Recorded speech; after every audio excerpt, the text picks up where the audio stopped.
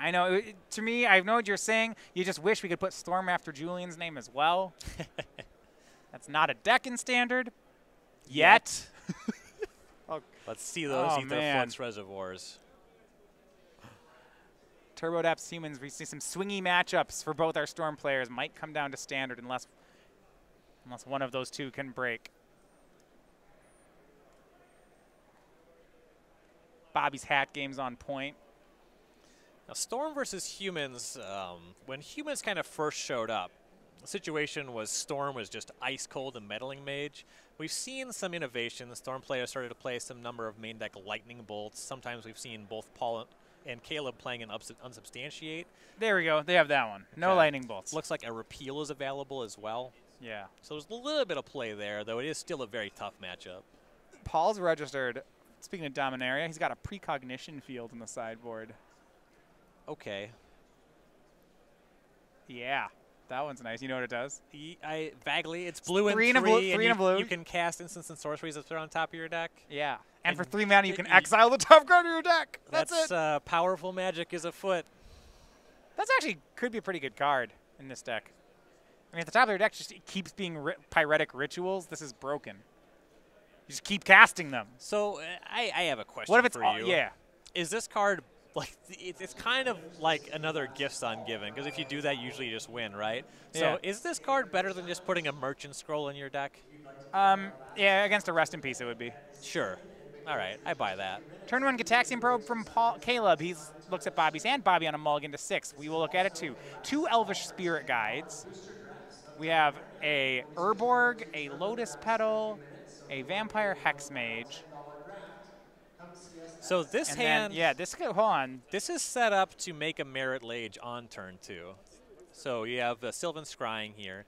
You can use either Elvish Spirit Guide or the Lotus Petal, plus the Urborg to go find Dark Depths. On the next turn, you can play Dark Depths, cast Hexmage, make it 20/20. The thing about it, this hand doesn't have a Duress, doesn't have a Thoughtseize, and Caleb's deck is on average fast enough to beat that. So that means it's actually, so Caleb will go turn 1, Bobby will turn 2. Okay. Yeah. The combo's it's about to not exist anymore. Cabal Therapy, maybe naming Elvish Spirit Guide? I would no, because of the Lotus Petal and any land makes it so they can combo. Yeah. You gotta grab either the Hexmage or the Sylvan Scrying. You would like to him to Turok here, but it's just not going to do enough. It's also Urborg, so that if you Urborg Petal, go find Dark Depths, you can still cast the Hexmage. So you got to take one of those cards. Against this current hand, Caleb, before pre-therapy, he needs to win on turn 3 because Bobby will make a 20/20 on turn 2 and then attack on his 3rd turn. Yeah. So if he cannot win on turn 3, he must slow Bobby down. And he actually named Elvish Spirit Guide. Why not? I am concerned about that name. Now, it's possible Caleb just has a turn 2 or a turn 3 win here, and it doesn't matter. You're not sure that Spirit Guide matters. But we're going to go Sylvan Scrying for Dark Depths, and Urborg means that you can just cast the Hexmage still. No, Caleb knew about this line. This line is independent of the card Bobby drew, so I assume he has a solution. I mean, the best solution is just winning on turn 2. Yeah, if that's true, you can therapy whatever you want. Yeah. Gitaxian Probe from Caleb down to 16. 2 Hex Mages. Let's draw another therapy. Yeah, I'd like to therapy those ones. There's at least a Lion's Eye Diamond available for Caleb. I believe an Infernal Tutor in the holdings. So it's only a very small number of things you need in addition to that to have a turn 2 Caleb win. is moving at a speed where I would be concerned from Bobby's spot. He knows exactly what he wants to be doing. It's fast enough to me the line is obvious, but it might just be obvious in like the way that you cast Infernal Tutor on turn 2 to set up for turn 3, but a turn 3 should be good enough here. Yeah. Yeah, like I said, he has to win on turn 3. Here's Brainstorm. He cracked the fetch first. Wants to hit therapy. Fetch land. Duress, that's a blank. Ugh. And a fetch land. No thank you. There is another Brainstorm among the holdings. Once you're starting the turn with 2 lands, making your 3rd land drop and brainstorming, you're pretty well favored to combo from there. But you have to win next turn. Yes, you do have to win. Caleb, I don't know. I think he has his ad nauseum.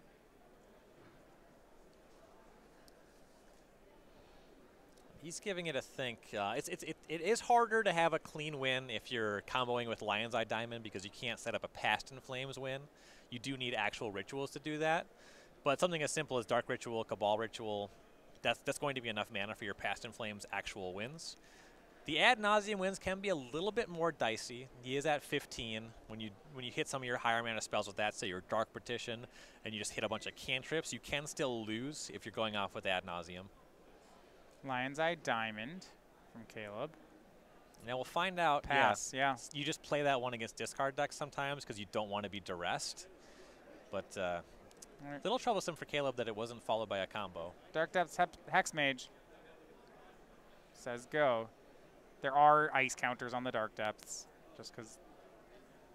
Yeah. Just because he didn't put the dice there, doesn't mean they're not there. Like, oh, I missed the trigger. I guess I get. Not how it works. Caleb starts with Brainstorm. There's that ad nauseum he knows about. Past in Flames. And a fetch land. Okay, that's... The combination of ad nauseum and Past in Flames in your hand Caleb is very can't do bad. it. He picks him up. And I am stuck on that therapy. Ugh, he could have broken up half that combo. He left Bobby with a hand he couldn't beat, and he knew it. Yep. And that's a misstep. So Bobby is going to get game number 1 over Caleb. Fortunately, he's got some... he's got his teammates here, and this is still a great matchup. But he can't lose this matchup. Not with the way things are going to play out on that Modern table. Yeah, it's an uphill battle for Paul. Maybe Paul can win, but Caleb really should be winning this matchup. All right, we're going to look at their sideboards when we come back in just a minute.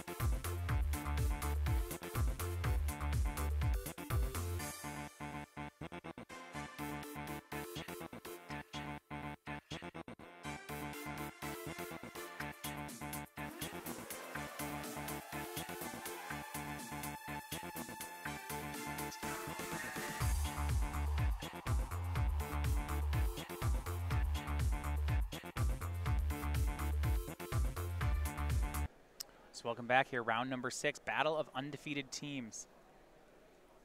A surprise loss game 1 for Caleb Scherer. Means he'll have to recover in the post-board games. Now, however, during that break, Julian John, his teammate with Red Black Aggro, does win game 1.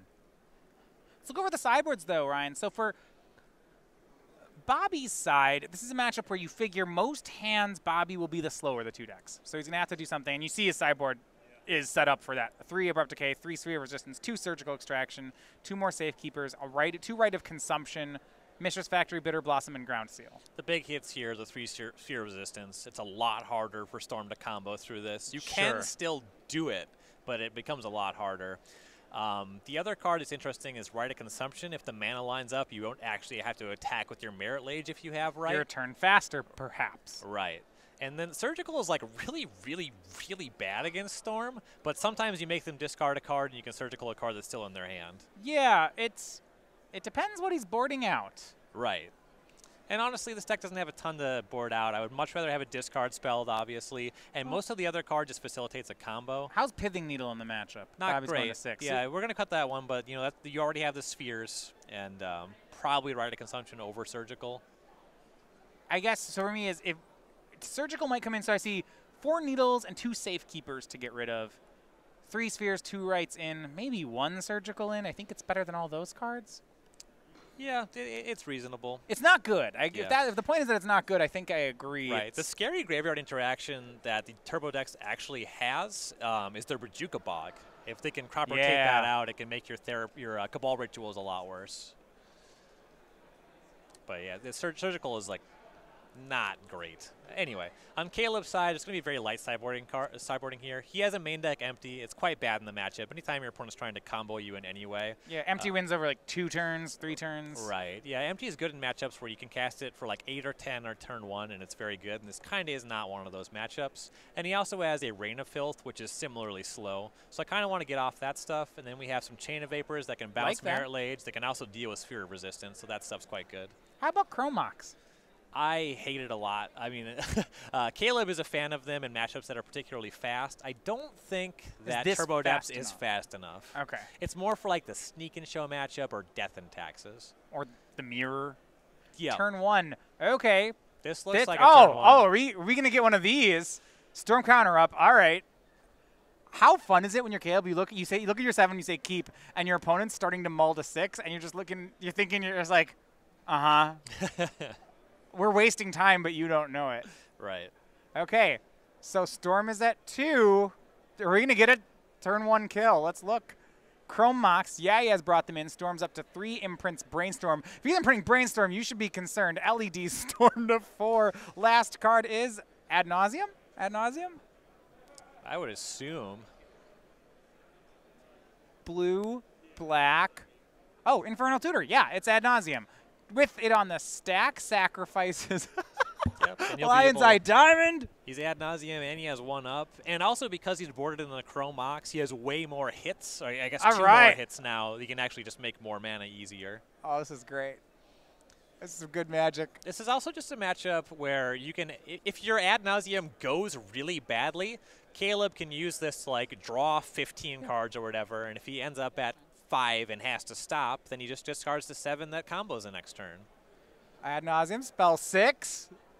Oh, he does not need much. No. Okay. Yeah, so he's going. Just pushes his hand to the side. Yeah, he's going to need to make 3 more mana. So a Dark Ritual, Lotus Petal, another Chrome Mox, get him off the ground, and then 1 other mana accelerant that makes more than 1. I just say out loud. Tendrils. You could have done this while I was mulliganing to save everyone time. 17. There's his first mana. It's a Mox down to 16. Yep. 15. So he has the requisite 13, mana if he finds Tendrils. 12. And there's it is. Tendrils. This is lethal.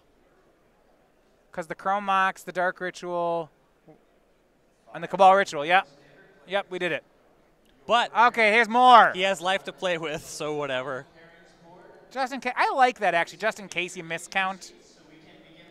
It's down to 6. And yeah, explains what he's about to do. Cast 3 more spells. Cast Tendrils. Too easy, quite frankly. And we'll be checking out a game 3 here. Yeah, you did see Caleb with Echoing Truth there. It both is a counter to Bobby's combo and Bobby's counter combo because it bounces Sphere Resistance. This is why I was saying this matchup is so good. He should board in his Force of Wills. All right, we're going to zoom over to the standard game here. Julian, John, and Scott McNamara. We're going to take a look in on this one. All right. Red Black aggro. One player's sideboard here. We're going to get a game of this one, see if Julian can close out. He's going to Doomfall here on turn 3 against the control deck, and he sees no 3rd land, Ryan. Yeah, that makes it so the Doomfall decision's not terribly interesting, but it looks good for Julian. We'll say that much. The Inventor's Apprentice, there are only 1/2s until another artifact shows up here. So the clock is a little anemic for Julian, but unless Scott can produce some lands, he's in all kinds of trouble. Blink of an eye. It's a Dominaria card, but might get exiled here. It's so what you don't have to play as though Scott. Basically, if Scott top decks an island, which one do you want? Is that what you're thinking of here? Yeah. The redundant disallow, it's usually the case that you're just never going to take a card if they have 2 copies of it, unless it's insanely good, which disallow is not. The card that's most concerning is actually the Lyra Dawnbringer. Because you still can't beat it? But the only card that's castable is Blink of an Eye. So it's between those 2 cards. You can probably beat Blink of an Eye, but it's fine to take it. You're just going to be able to win faster, especially if things don't shape up for Scott. So at the nightmare for Julian would be if Scott's top 3 cards are all lands and the first one's an island. Yep. He has to make sure he wins even if that happens. Because he doesn't have a good clock going yet. I don't know. It looks like there was perhaps some mulliganing happening here for Julian because he only has 2 cards left over. Blink of an Eye, the reprint of Into the Royal. Yeah. Functional reprint. Had to change the name because there's no Royal on Dominaria. All right, and there's Glacial Fortress from Scott. So 2 disallows are now up. Go back over to Julian. Scrap, I love this. Scrap Heap Scrounger. Yeah, he'll disallow. Swings for 2. Scott to 15, but that's fine. Scrounger doesn't mind being there anyway. And another land from Scott. Okay. And Julian being Hold on. Julian being rewarded for taking Lyra. Yeah. So that Blink of an Eye is looking to draw a card here. Heart of Kiran. Well, that one's worth a disallow. I would expect right. Scott to pull the trigger on that. He did not. Okay, well, you can just draw the card with Swings the for Blink of an 4. Eye, I suppose. Yeah, he's going to Into the Royal with Kicker. Or Blink of an Eye with Kicker. Now I call it that. So we are going to go back over to our Legacy match. What looks to be a runaway for Julian might actually be interesting. We'll keep an eye on that one as it develops. But we want the conclusion of our match here between Bobby Reger and Caleb Scherer. Bobby's on the play this time. Both players have kept on 7. And let's go. Verdant Catacombs from Bobby. He wants to be casting a Duress or a Thoughtseize here. Yeah, that would be great. He's just not, as Game 2 showed us, if they just race and see who wins first, Bobby loses that often. And so we're going to look at the Duress. We see from Caleb a no-lander, 2 Lion's Eye Diamonds, Chrome Mox, those are his mana sources. He has Ponder, Brainstorm as cantrips, and then 2 bounce spells, Hercules, Recall, and Echoing Truth. Ryan, I think Bobby can beat this hand. Yeah, I'm not loving the 7 cards. For a couple reasons, it already feels like a mulligan. You have redundant bounce spells. Obviously, Hercules can't deal with Merit Lage, but their answers to...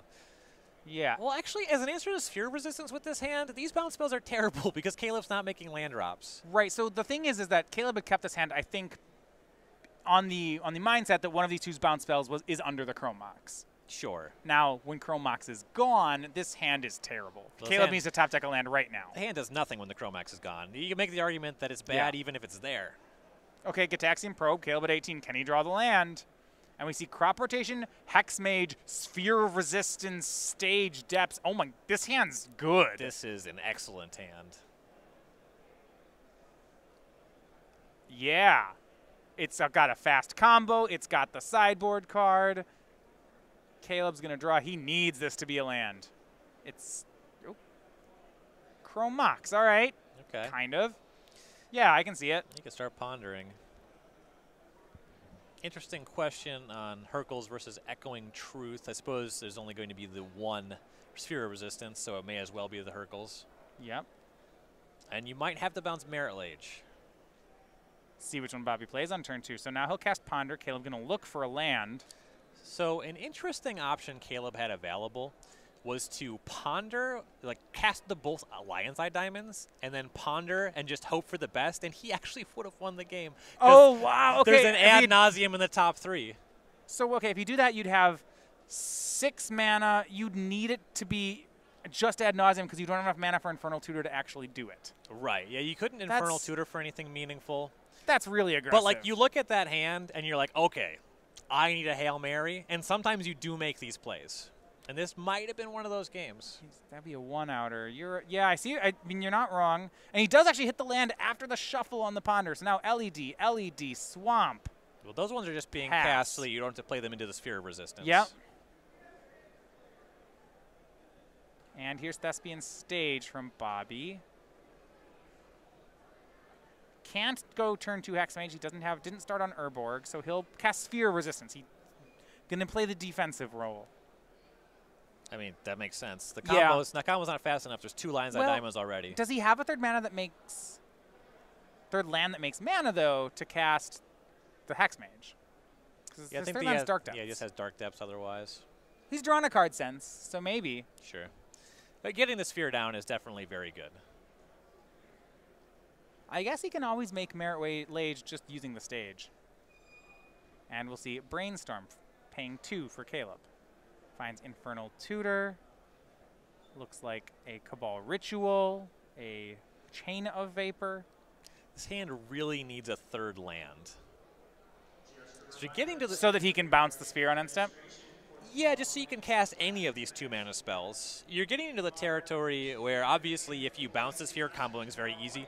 You're already set up with the 2 Lion's Eye Diamonds with Infernal Tutor. Pretty easy to close from there. You can tutor for your Ad Nauseam, or potentially, I guess this hand probably does not have a Pass in Flames kill. I think it's just the Cabal Ritual for actual instants and sorceries. But once you start casting spells and resolving them, when you have Lion's Eye Diamond and Cabal Ritual with Threshold, you can actually combo through Sphere of Resistance sometimes. Dark Depths from Bobby, 10 counters. But he's also Brainstorm locked now. He didn't hit the land, and he's not going to hit the land. Right. Yeah, it's a really rough spot now. Bobby currently can't make the mana to make the Merit Lage.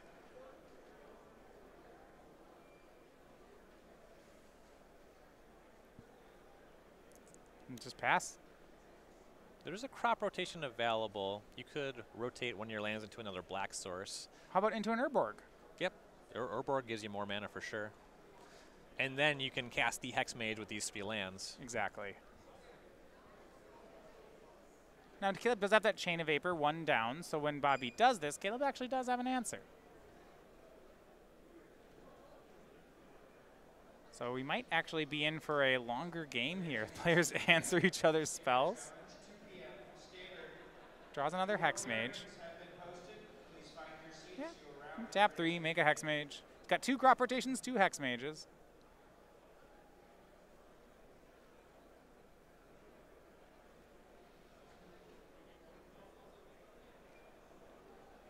No reason not to make the Hexmage here, right? Yeah, you don't have any green mana to crop rotate even if you want to do that. Yeah. It's pretty much what you're locked into doing, but I think he's past the turn. Okay. Well, this game's over. Caleb's going to Chain of Vapor, bounce the sphere on end step. Bobby can sacrifice a land to bounce the Chrome Mox, but that's unlikely to amount to anything. And over in the standard match, that game we'd seen, Scott started to recover, but it was not enough. Julian John did close, so 2-0. We might be seeing the end of the round here. Yeah, I guess the reason you don't cast the Hexmage is because you can already use the Thespian Stage, so it doesn't really matter if you cast it or not. Sure. So now back to Caleb's turn here, and the Storm counters come out. Here's Cabal Ritual. I mean, yeah, we've seen in Infernal Tutor, there's the 2 Lion's Eye Diamonds already on the battlefield. Yeah, that's a lot of mana. Spends 2 black, casts Infernal Tutor, floating 1 on, so he'll float a black, crack both Lion's Eye Diamonds. See what colors he wants. First one is going to be black, up to 4. Second one, more black mana, maybe something else. We'll see. You make a lot of black mana on your combo turn. Yeah, so yeah, once you make blue, this is definitely Ad Nauseam from here. And he has not made a land drop on this turn, so he has 2 mana left over plus a land drop. Really easy to combo from here. Yeah, so we'll go ahead and cast Ad Nauseam. He's floating 2 in Ad Nauseam. Yeah, he just only gets 1 of each, right? Yeah, and this is his 3rd spell of the turn.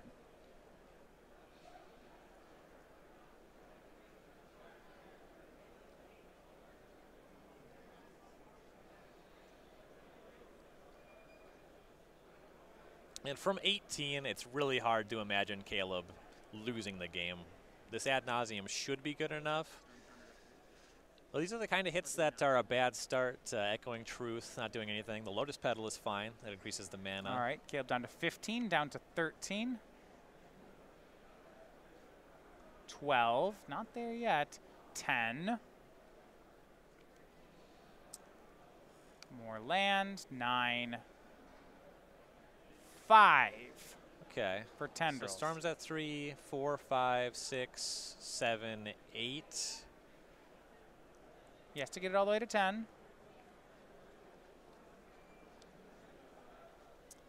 Does he? He has Threshold now, right? He's gotta. Yes. So yeah, he can make a land drop. He has the Lotus Petals. That's supposed to have 4 mana. Yep. You have enough from there where you Yes. can Infernal Tutor for a second Cabal Ritual. So you have a lot of mana to play with. You don't necessarily want to tutor for that. You kind of want to use your blue mana. Caleb down to 3 to cast Gataxian Probe, 5th spell of the turn. And he's definitely stopping there because if he hits Dark Petition from 5, he just loses. Oh yeah, he's already stopped. Yep. Yeah, that's why he Oh, stopped. oh, okay. Yeah. He has a 5 in the deck. Yep. So looks at the hand, gets to draw off Gataxian Probe.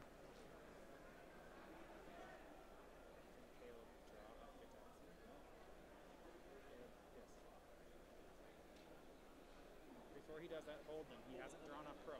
Hold him. Hold him. Yeah, I don't believe Caleb had drawn off of his probe. Yes, he did not. So he's backing up. Before that Ponder resolves, he has to draw off Gataxian Probe. He has to finish resolving the spell. It's not like a trigger. You can't partially resolve your spells. Now he can cast Ponder. Okay, there's a There's Chromox some and a mana. Dark Ritual. Yeah. This is easy from here.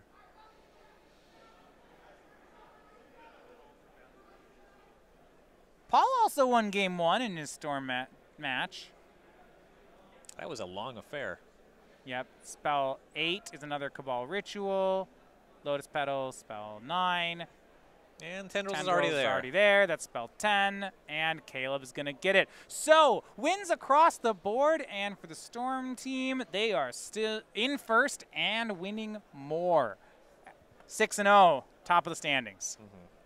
And Reger presented a pretty reasonable hand there. He had the Sphere, he had set up the combo, but the matchup is just so hard because your counterblitz Storm